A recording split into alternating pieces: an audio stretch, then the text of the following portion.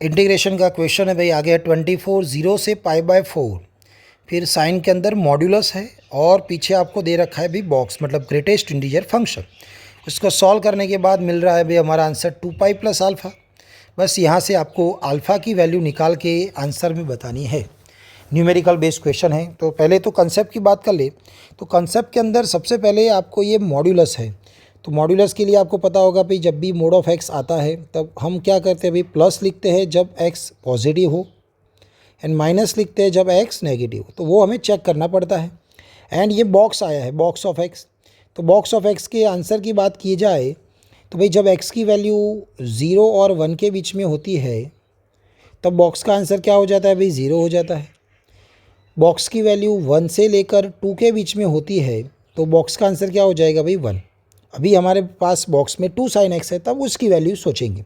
Okay, तो बस ये दो चीज़ें आपको क्लियर होनी चाहिए दिमाग में। अब उसके हिसाब से हम उसको सॉल्व कर सकते। एक अच्छा क्वेश्चन रहेगा भाई। देखे जाए तो आगे है भाई 24 0 से π/4 है, साइन है, मोड है 4x - π/12 है, dx अलग से इंटीग्रेशन दिया है भाई प्लस। अभी 24 पीछे भी जाएगा, 0 से π/4 है और बॉक्स के अंदर है 2 sin x dx। बॉक्स में है भाई 2 sin x dx। चलिए अब यहाँ से कैसे सॉल्व करें। दोनों जगह पे, एक जगह पे मोड है और एक जगह पे बॉक्स है, दोनों को अलग अलग वे में सोचना पड़ता है। तो सबसे पहले बॉक्स की बात करें तो बॉक्स कहाँ 0 होता है, तो 4x - π/12 पर बॉक्स हो जाएगा 0। तो x बराबर क्या आएगा भाई, π/48 आएगा। दैट मीन्स x की वैल्यू π/48 से कम होगी और उससे ज़्यादा होगी। π/48 से कम और ज़्यादा।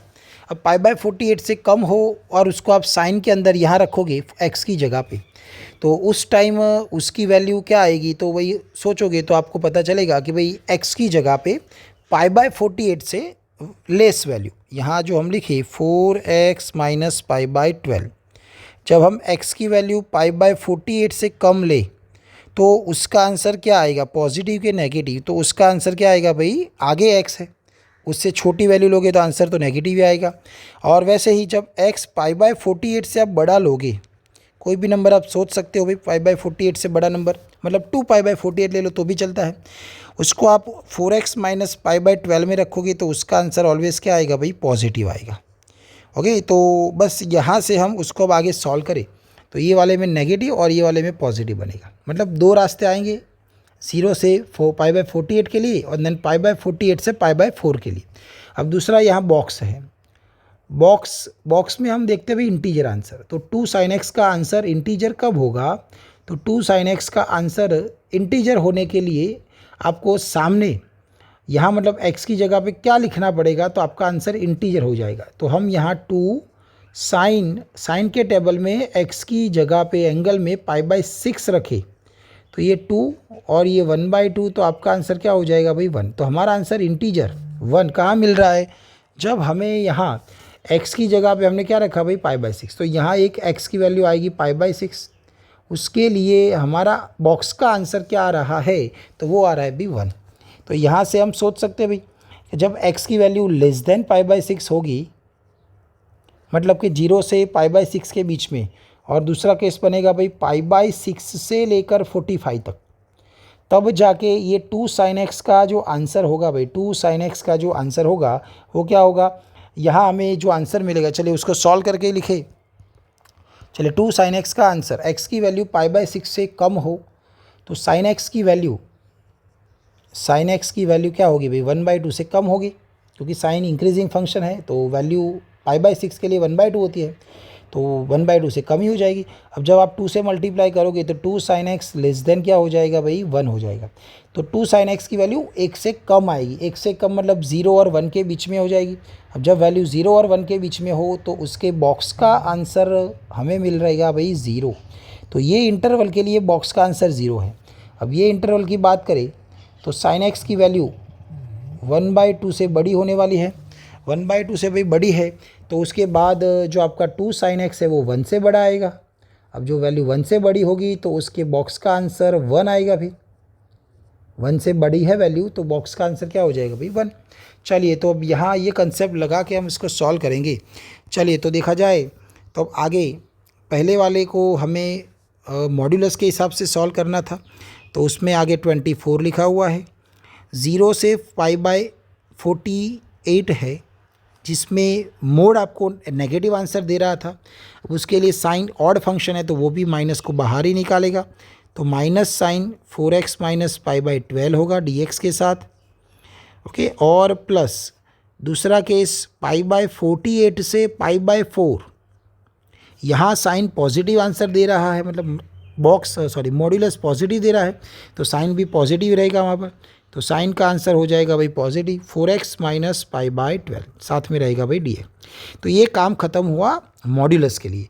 फिर आगे है प्लस 24। अब ये बॉक्स की बात करें तो उसमें 0 से π/6 तक जाना है, वो वाले केस में बॉक्स की वैल्यू है 0, तो ये फर्स्ट केस 0 हो जाएगा dx, प्लस π/6 से π/4 तक जाना है, वो वाले में बॉक्स की वैल्यू है भाई 1, तो यहाँ पर लिखेंगे हम 1 dx। ओके, बस ऐसे हमें उसको अब सॉल्व करना है। ओके, तो पहले मोड था और उसके बाद बॉक्स था। ओके, तो कंसेप्ट क्लियर होने चाहिए आपको। चलिए तो अब यहाँ पर आगे आके सॉल्व करें तो 24 है, साइन का इंटीग्रेशन माइनस कॉस होता है, तो ये माइनस कैंसिल हो जाएगा, तो कॉस आएगा भाई 4x माइनस π/12, और हम x का कोएफिशिएंट डिवाइड करते हैं, मतलब ये 4 हो जाएगा, डिवीज़न में जाएगा।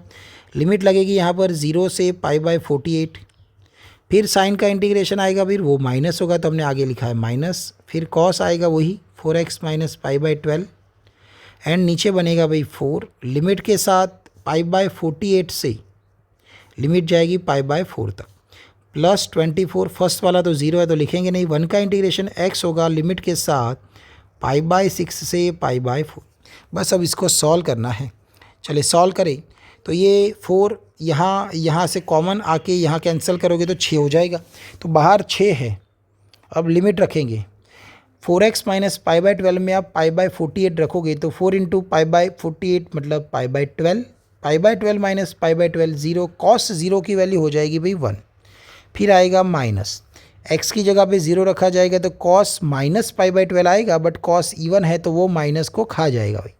तो आपको फर्स्ट वाले का इंटीग्रेशन ये मिल रहा है माइनस। अब सेकंड का इंटीग्रेशन, x की जगह पे π/4 रखोगे यहाँ, तो 4 π/4 मतलब पाई माइनस π/12 करोगे तो सेकंड क्वाड्रेंट, सेकंड में कॉस होता है नेगेटिव, तो आपको लिखना पड़ेगा माइनस कॉस π/12, ये अपर लिमिट रखी हुई हमने। फिर बीच में आएगा माइनस, अब लोअर लिमिट रखोगे π/48 तो उसके लिए कॉस 0 बनेगा, जो आपको आंसर देगा भाई 1, प्लस 24। अब यहाँ π/4 माइनस क्या है भाई π/6 है। चलिए अब थोड़ा सा और सॉल्व किया जाएगा, तो ये आगे बाहर 6 है, ये 1 माइनस कॉस π/12, ये माइनस माइनस प्लस कॉस π/12, ये भी माइनस माइनस प्लस हो जाएगा 1, ये 24, और यहाँ एलसीएम 6π माइनस 4π नीचे हो जाएगा भाई 24। ओके, तो यहाँ हमें 6 के साथ मिल रहा है भाई π/12 वाला टर्म कैंसिल है, 1 + 1 आ जाएगा भाई 2, प्लस 24 कैंसिल, 6π माइनस 4π बनेगा 2π। तो हमारा आंसर आया है भाई 2π प्लस करके 12। अब इसको कंपेयर करेंगे, देखो आंसर में क्या दे रखा था भाई आपको 2π प्लस अल्फ़ा, तो ये 2π प्लस अल्फ़ा के साथ कंपेयर किया जाएगा तो 2π प्लस अल्फ़ा, तो आपको अल्फ़ा की वैल्यू क्लियरली क्या मिल रही है भाई 12, तो अल्फ़ा बराबर 12, ये हो जाएगा भाई हमारा आंसर अल्फ़ा बराबर 12। तो न्यूमेरिकल बेस्ड क्वेश्चन था और ये आंसर आ जाता है भाई 12। Thank you.